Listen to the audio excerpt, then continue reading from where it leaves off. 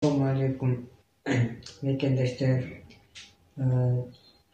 Аллахка чексиз мактоолор жана шүгүрлөр болсун.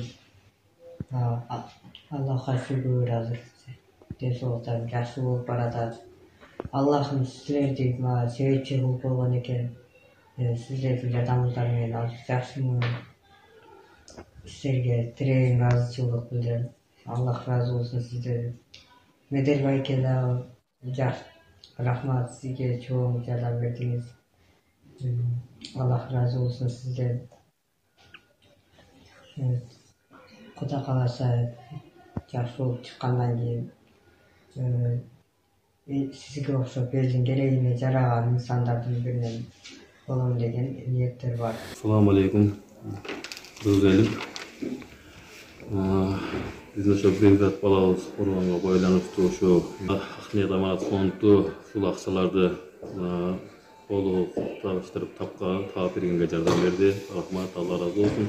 Daha dağı şu Kırgız Elbedağı rahmat, Allah razı olsun. Haydigar Gavay Jafatırmak kirişip bari şintip aksalarını sağlıp Kuda kalasa balağızın avalı jakşı, şükür, şunçalığına şükür. Allah razı olsun. Dağı barыңарга дуа кылабыз. Акниет Амат фондуна дагы рахмат. Бары жалпы эле Кыргыз элине дагы рахмат. Allah razı olsun. Kırgız elinden şu fondu Sberbank'tan çıkan akça şu bugün şu Fortis Klinika toplanıp uyga katılıyor. Rahmat. Şu barıp elbette. Rahmat sizге. Assalamu alaikum, урматтуу мекендештер. Жалпы кыргызстандыктар, арбаңыздар. Кайрадан биз буйруса Индиянын Борбору Делидеги эң ири больницалардын бири Fortis больницанын реанимационный бөлүмүнө кирип келатабыз. Албетте бул жерди сиздер жакшы билесиздер. Мен өткөндө бул жака келип, сиздер менен мен бөлүшкөнүмдө, сиздер менен көрүшкөнүмдө сиздер жакшы көрүп, кабардар болуп, жана сиздер буга чейин бунун аркасында аябай чоң жардамыңыздарды бергенсиздер. Мына ушул бир тууганыбыз, бейтабыбыз Бекзатка кирип келатабыз. Саламатсыздарбы? Салам алейкум. Бекзат кандайсың? Ден соолук кандай? Жакшы Кудайга. Өзүңдү кандай сезип калдың? Жакшы. Жакшыбы? Машалла. Кадимкидей сүйлөп калыпсың го? Кадимкидей сүйлөп калдым. Жылыш кандай? Жылыштар жакшы эле. Жакшыбы? Машалла. Кандайсыз? Баары жакшыбы? Баары эле жакшы. Балаңыз кантип калды? Өткөндө биз келип кеткенден кийин. Мурункуга салыштырмалуу Кудайга шүгүр. Мертебе шүгүр, жакшы, Кудай кааласа жакшы. Өзү басып, өзү тамактанып, жакшы. Жылыш бар. Кудай кааласа жылыш бар. Машалла. Бекзаттын маанайы кандай болуп атат? Бекзаттын маанайы дагы ушул биринчи келгендегиге караганда салыштырмалуу жакшы. Кудай кааласа ошо достору менен сүйлөшүп, кадимкидей телефондо башында келгенде таптакыр эч нерсеге көңүлү жок эле. Азыр Кудайга шүгүр.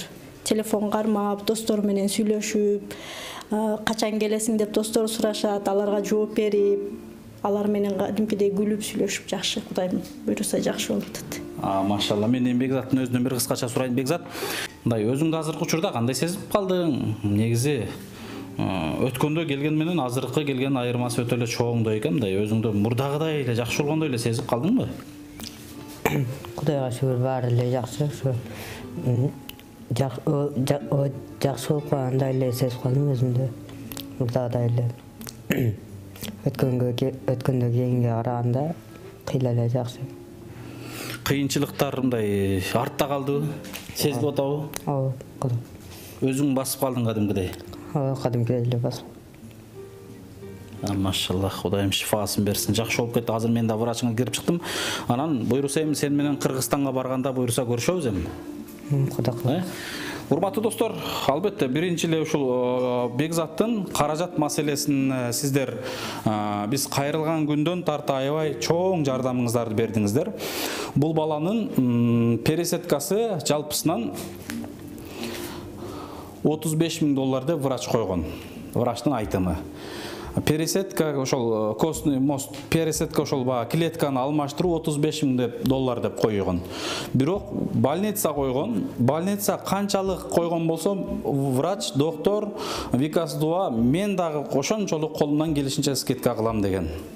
айткан сөзүнө туруп, буйруса убадасын аткарып азыр Бекзатка колунан келишинче жардамын берип атат. Берип аткандыгы ушул биринчи каражатты ойлобостон эле ушул баланын операциясын жасады. Ал эми урматтуу мекендештер, жогоруда сиздер көргөндөй эле мына ушул биздин Ак ниет аманат коомдук фондунун Кыргызстандагы Жалал Ата өкүлү биздин Сбербанк картага чогулган толук 1.536.000 рубльдү чакканда 1.804.000 803.000 канчадагы сом болуп, мына ошону толугу менен Бекзаттын атасына тапшырып, анан булар биргеликте ошол жакта Кыргызстандан банктан бул больницанын шотуна салышты. Кыскасын айтканда, урматтуу мекендештер, шүгүрлөр болсун, Бекзаттын бул жердеги операциясына кеткен пакет финансовый маселеси толугу менен чечилди, урматтуу достор, мекендештер. Толугу менен пакет маселеси чечилди. Ошол биздин Сбербанк картага чогулган, Бекзаттын ушул ата-энесинин эл карт, единица эл сомуна чогулган каражаттардын баардыгын бириктирип, мына бир жума аралыкта эле ушул пакет маселеси толугу менен чечилди.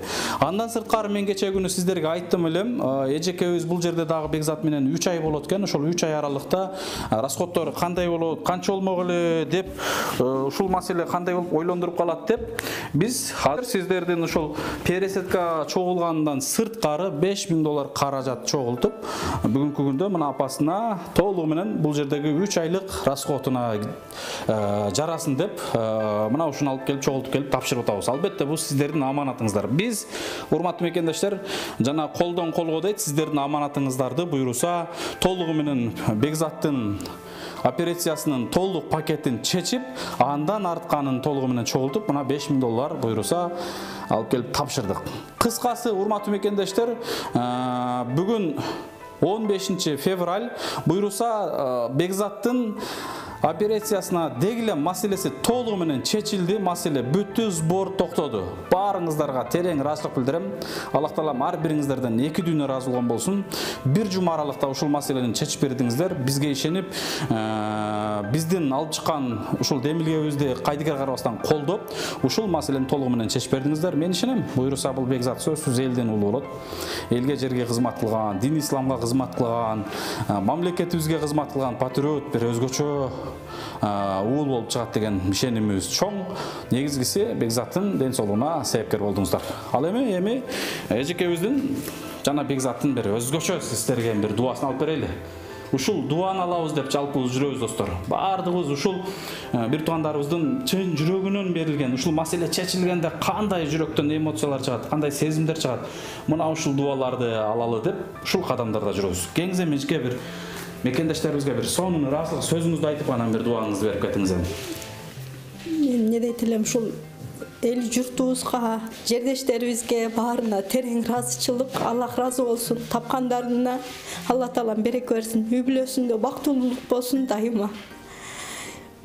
Тапкандарына береке берсин. Амин. Айтканыңыз келсин эчке. Ыйлабаңыз, албетте бул сүйүнүч көз жаштар, буйруса эжеке баардыгы жакшы болот. Кыжалат болбоңуз, ыйлабаңыз. Мен өткөндө сизден сурандым, мындан кийин ыйлабаңыз, бир балдардын көзүндө, балдардын астында бир өзгөчө бир маанай менен жүрүңүз эжеке. Рахмат, силерге дагы Алла ыраазы болсун. Силердин жардамыңар менен ушундай биз карызы жок болуп, балам жакшы болуп, Кудайдын буйругу менен ушундай болуп жакшы болуп отурабыз. Силерге дагы терең ыраазычылык, ишиңерге ийгилик. Дайыма элдин уулу болуп жүрө бергиле. Рахмат эжеке. Алла ыраазы болсун, айтканыңыз келсин. Негизгиси ушул жардам бергендерден Аллах таалам 2 дүйнө ыраазы болгон болсун. Анан мына үйүмдү мамлекет тарабына өткөрүп, ушул бала аман калса болду эле деп ушундай бир кайрылууңуз менен чыктыңыз эле. Ушул үйүңүздү дагы эми сатыкка койбоңуз, бала чакаңыз менен каяка барып жашайт элеңиз деген дагы маселе бар да, суроо бар. Мына ушул маселени да токтотуп, Кудай кааласа эми ошол Кыргызстанга барганда дагы ошол жерде татынакай өмүрүңүздү, бала чакаңыз менен бактылуу өмүрдү сүрүңүздөр, үй бүлөңүздөр менен. Анан майлы сайда, урматтуу мекендештер, уран чыгат экен. Мына ошол уран чыккандыктан бул баланын кийинки дальнейшем ден соолугуна дагы бир кооптулук, зыяндуулук бар экенин врач айтты. Ошондуктан майлы суудан ошол балким үйүңүздү башка жака которуп калышыңыз мүмкүн эжеке, бала үчүн. Үй бүлөңүз үчүн. Бул дагы пландаштырып атсаңыз керек. Башка жака алып барып ошол жакта карайбыз, чек. Ошол жердеги эгер туура көрсөңүздөр үйүңүздөрдү сатып башка жерден үй алышыңыздар керек болбосо. эме? Кудайым буйруса. Ооба. Мына ушундай, урматтуу достор, мекендештер, ал эми биздин бул Индиядагы сапарыбыз өзгөчө болуп атат, көрүп атасыздар. Шүгүрлөр болсун.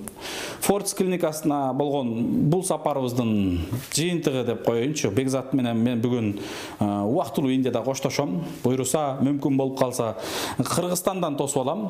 Балки мага чейин кайра келип калсам, кайра кабар алам. Бирок булар 3 ай бою бул жерде болушат. Ал эми калган өмүрүнө, ден соолугуна Кудайым шифасын берсин. Мен ойлойм, милдетибизди аткардык, сиздердин ишеничиңиздерди толугу менен жасадык. Жана мен баса белгилеп кетейин, өткөндө ушул бир туугандарыбызга жардам берген элибизди бир кыскача айтып кетейин. Москвадан ушунчалык катуу жардамын беришти. Кореядан топ жардам берип атышты. Санкт-Петербургдан чогултуп жардамын берип атышты.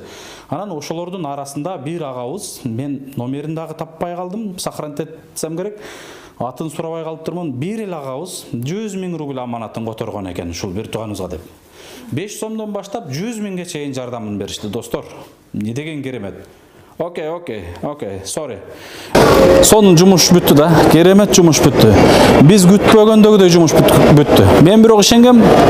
Анткени сиздер ушунча иштерге кайдыгер карабастан колдоп келгенсиздер.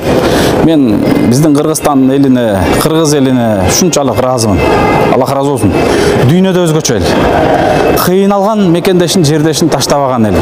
Ооруган бир тууганына жанындагы барын аябаган эл. Ушунубуздан жазбачы туугандар. Бири-бирибизди колдоп, бири-бирибизге жардам берип, бири-бирибизди жыгылганда сөйөп, таяп, көтөрө турган өзгөчө элден болуп жүрө берели.